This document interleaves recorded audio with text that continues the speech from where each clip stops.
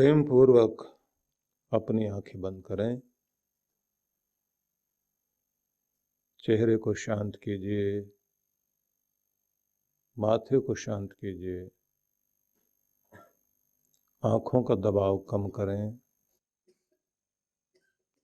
प्रेमपूर्ण, शांत, सहज हों। श्वास भर के ओंकार का उच्चारण कीजिए।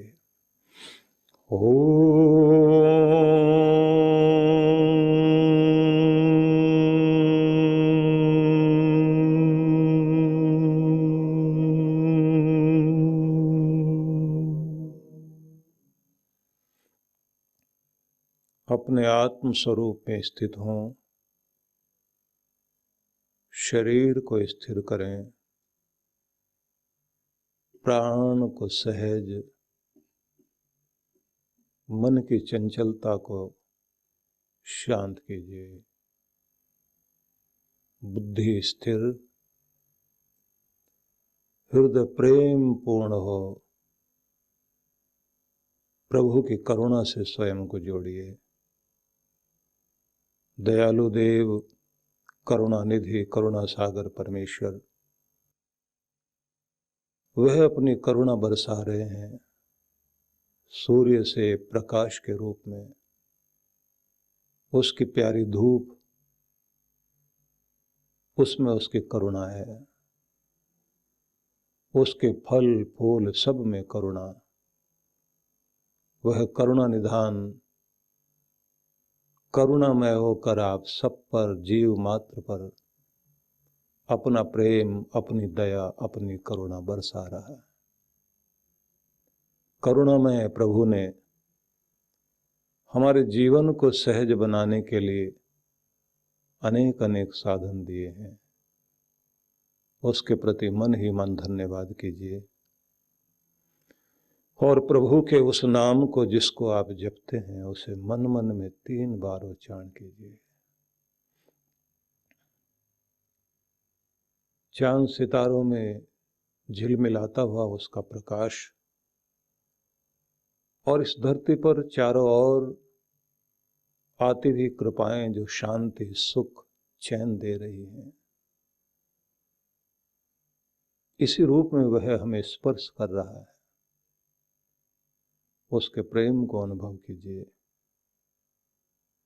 कृतज्ञता प्रकट करें। आभारी हूं भगवान, धन्यवादी हूं। तू तो मुझसे जुड़ा हुआ है, लेकिन मैं ही तुझसे नहीं जुड़ पाता। संसार में हमारी वृत्तियां हमको बिखेर देती हैं और हम भटक जाते हैं, और फिर इस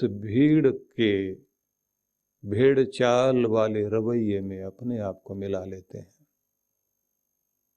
हमें अपने आकर्षण में बांधो प्रभु। सांसारिक कर्तव्य कर्म भी पूर्ण हो सकें, पर आपके होकर जी सकें। हमारे व्यवहार में आपकी करुणा, आपकी कृपा, आपका स्वरूप झलके। हमारे लेन देन में आप ही बस जाओ भगवान।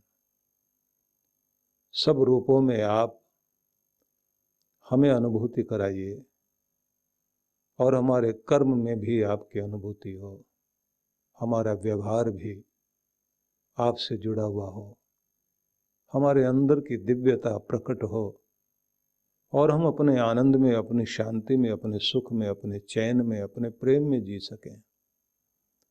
शांत, संतुष्ट, संतुलित, आनंदित और प्रसन्न, निर्भय और निश्चिंत जीवन जी सकें। हमें आशीष दीजिए। सबका ही कल्याण हो, सभी सुखी, सभी प्रसन्न रहें। प्रभु, विनती है हमारी यही, स्वीकार हो।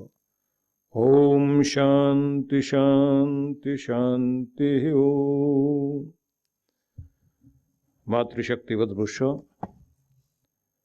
भगवान श्री कृष्ण के पवित्र संदेश को श्रवण कर रहे हैं और आत्मसात कर रहे हैं। हम सब ने ये जाना कि भगवान श्री कृष्ण ने हमें ये बताया कि प्रत्येक वह व्यक्ति जो अपने जीवन को आनंद से, प्रेम से परिपूर्ण करना चाहता है, तो उस व्यक्ति को योगारूढ़ होना चाहिए। और ऐसा कोई भी मननशील व्यक्ति जो युक्त होना चाहता है, कनेक्ट होना चाहता है अपने सोर्स से, अपने परमात्मा से, तो उसे समत्व का अभ्यास करना चाहिए। समत्व है संतुलन साधना, अपने आप को व्यवस्थित करना और लहरों के साथ, संसार की लहरों के साथ न बह जाएं। संसार अपने ढंग से चलेगा, हम अपने आप को संसार के बीच अपने स्वरूप में स्थित कर सकें।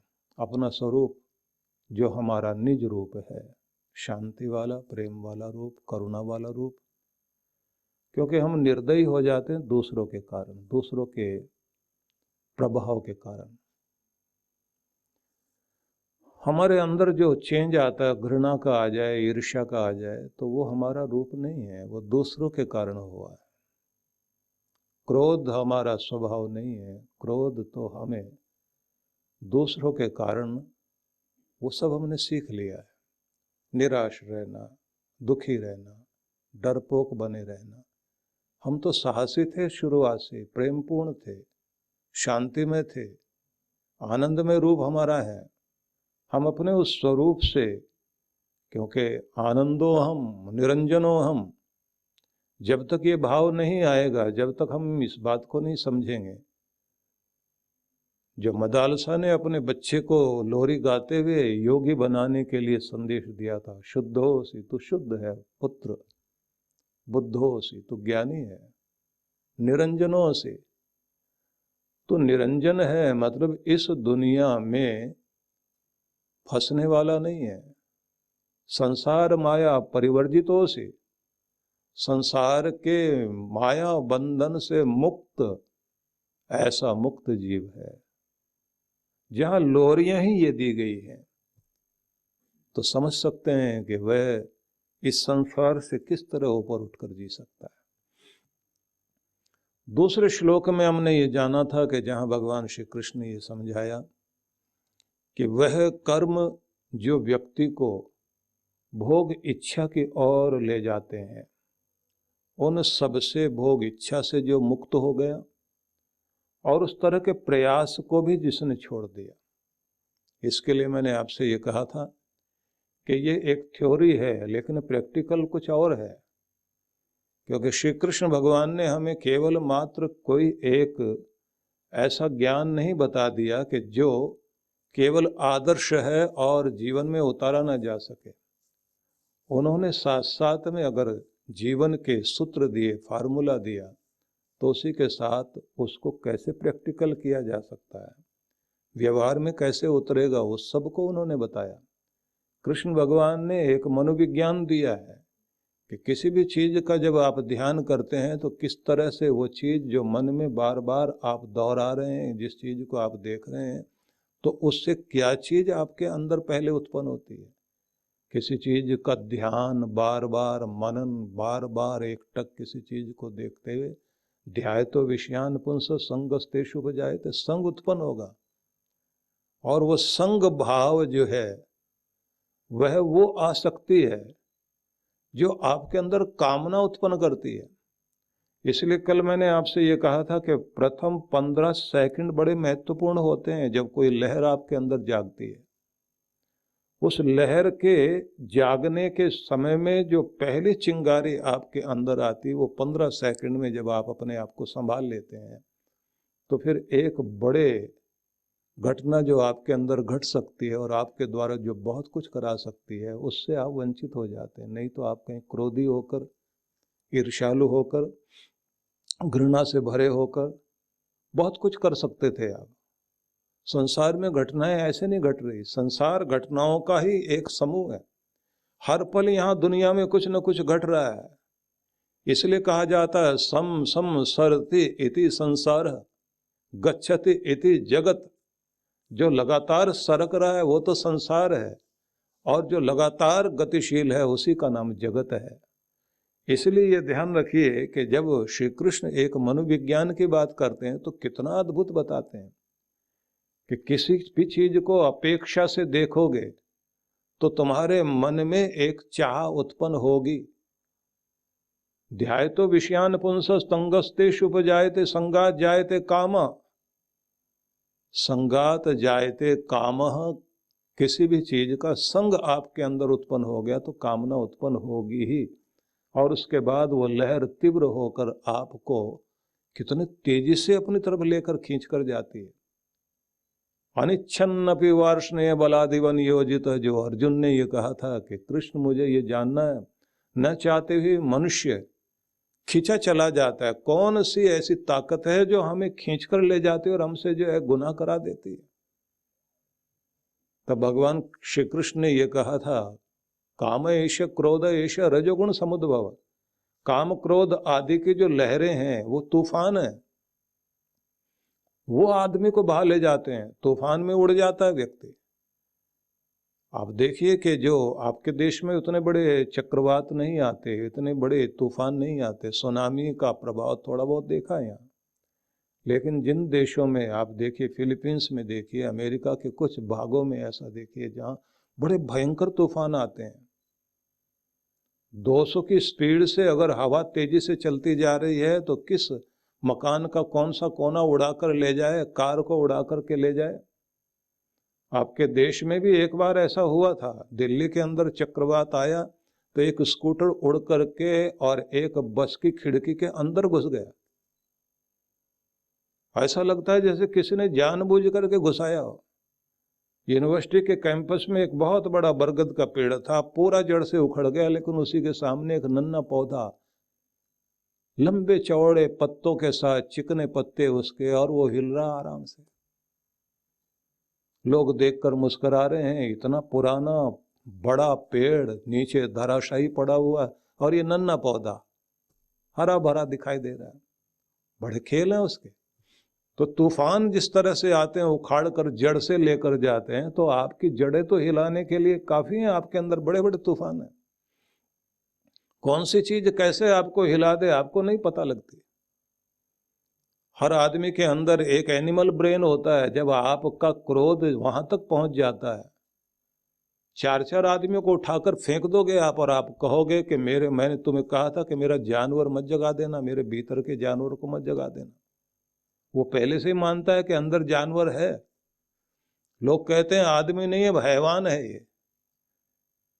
और कोई खतरनाक काम कर दे, खून वून निकाल दे किसी का, तो लोग कहते दरिंदा बन गया ये।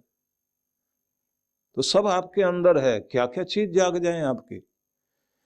इसलिए जो शिष्य कृष्ण भगवान जब ये कहते हैं किसी चीज को अपेक्षा से देखोगे तो आपके अंदर कौन सा भाव आएगा, और जब किसी चीज को उपेक्षा से देखोगे तो उस समय क्या स्थिति होगी आपकी। कूड़े को आपने देखा तो उपेक्षा से देखा, आप उसकी तरफ देखना ही नहीं चाहते। देख भी लिया है तो आप नाक मुंह सिकोड़ कर चल पड़ोगे, आपको लगेगा इसका ग्राहक मैं नहीं हूं। लेकिन जिन चीजों के आप ग्राहक हैं वहां आप बहुत ध्यान से देख रहे हैं। ये वाली कार अगर मिल जाए, नया मॉडल आया, नया रंग आया है, ये तो होनी चाहिए मेरे पास। किसी महिला ने कोई आभूषण देख लिया तो ये मेरे पास होना चाहिए, कोई ड्रेस देख ली तो ये मेरे पास ये वाली ड्रेस होनी चाहिए। अब वो आपने अपेक्षा से देखी, कूड़े को आपने उपेक्षा से देखा। कूड़ा याद नहीं रहेगा, अगर याद रहेगा तो इतना ही कि जब उसके पास से गुजरोगे तो बच के निकलोगे आप। लेकिन जैसे ही आप शोरूम के पास से निकलोगे किसी चीज के, जो भी आपकी पसंद की चीज है, तो आप वहां रुक जाते हो, और अगर आप चल भी पड़े तो आपका मन तो वहीं रुका हुआ है, मन वहां ठहर गया है। इसलिए एक मनोविज्ञान दिया श्री कृष्ण भगवान ने, और अद्भुत है। इसलिए गीता को समझना इतना आसान नहीं है। बड़े सरल श्लोक हैं सारे के सारे, सरल रूप में उन्होंने ज्ञान दिया। लेकिन जब आप चिंतन करते हैं तब आपको पता लगता है कि कितना अद्भुत है और कितना वैज्ञानिक है और कितना आधुनिक। प्राचीन होने के बाद भी अर्वाचीन कोई भी समय आता जाएगा, उसके साथ उसका तालमेल मिलता जाएगा। इसलिए हम लोग पढ़ते हैं, जहाँ भगवान श्री कृष्ण 5वें और 6ठे श्लोक में ये कहते हैं, उद्धरेत आत्मनात्मानम न आत्मानम अवसादयेत। आत्मेव ह्यात्मनो बंधुर आत्मेव रिपु आत्मनः।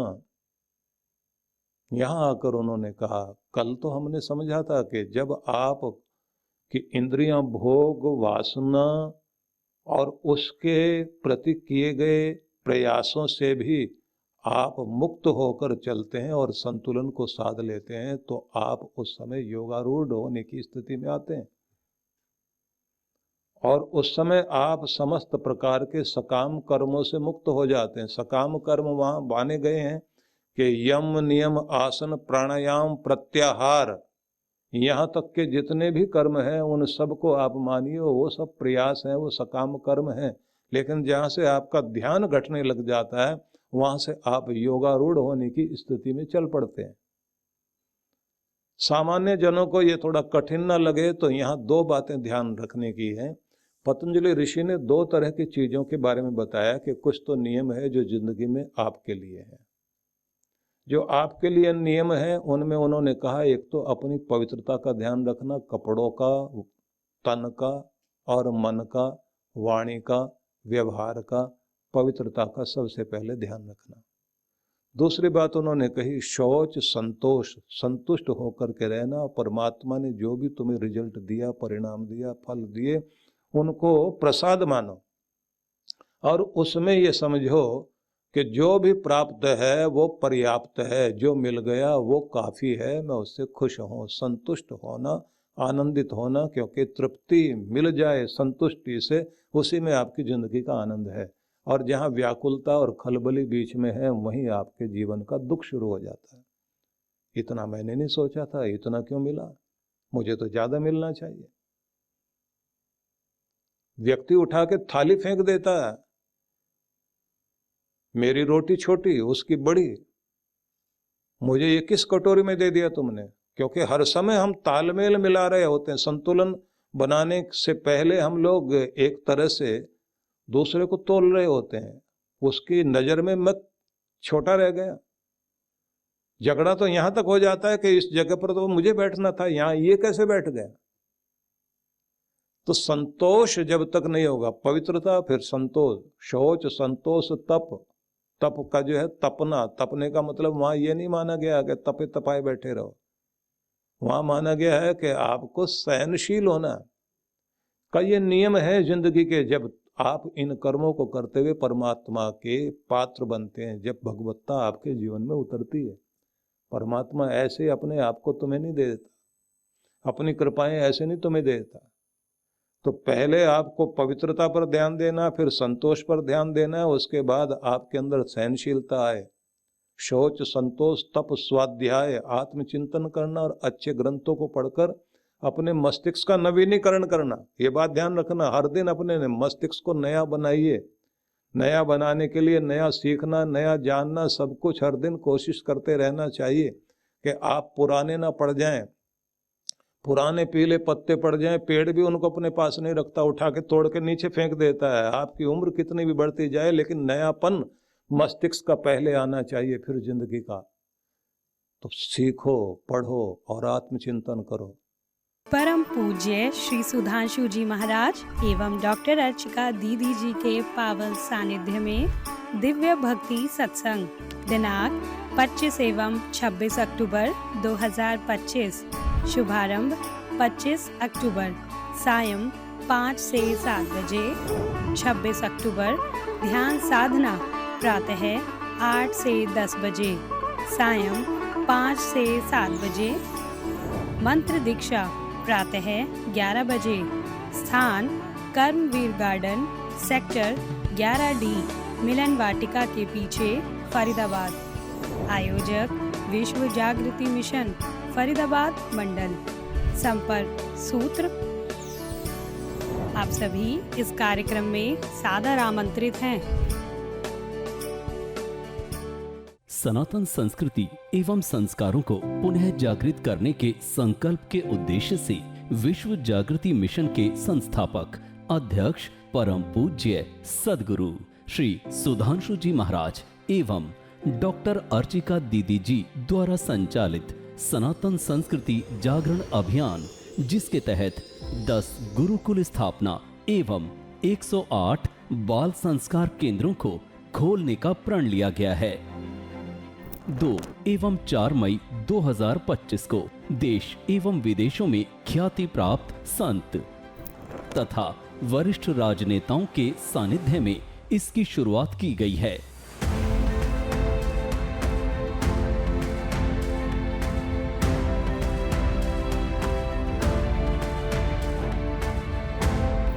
इसी क्रम में एक बार पुनः विश्व जागृति मिशन हरियाणा, पंजाब तथा हिमाचल प्रदेश के मंडलों द्वारा सनातन संस्कृति जागरण अभियान कार्यक्रम का आयोजन किया जा रहा है, जिसमें राष्ट्र के विद्वान पूज्य साधु संतों तथा राजनेताओं का आगमन होगा। ये कार्यक्रम 30 अक्टूबर से 2 नवंबर 2025 तक होने जा रहा है। कार्यक्रम की रूपरेखा: दिनांक 30 अक्टूबर 2025, शुभारंभ सायं 4:30 बजे से 7 बजे। 31 अक्टूबर से 2 नवंबर 2025, प्रातः 9 बजे से 11:30 बजे, सायं 4:30 बजे से 7 बजे। स्थान: शालीमार ग्राउंड, सेक्टर 5, पंचकुला, हरियाणा। आयोजक: विश्व जागृति मिशन हरियाणा, पंजाब, हिमाचल प्रदेश मंडल। संपर्क सूत्र: आप सभी इस कार्यक्रम में परिवार सहित सादर आमंत्रित हैं।